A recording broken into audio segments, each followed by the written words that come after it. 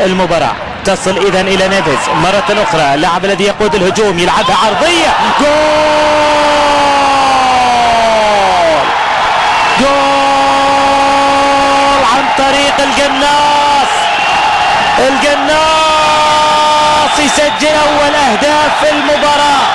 ياسر القحطاني بالراس هذه المرة، القناص هذه المرة كان على موعد لتسجيل أول أهداف في المباراة لمصلحة نادي الهلال.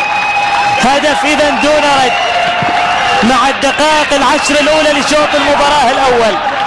شاهد من جديد الكرة التي لعبت، عرضية التي أتت ثم الرأسية من جانب اللاعب ياسر القحطاني، وهنا تياغو نيفيز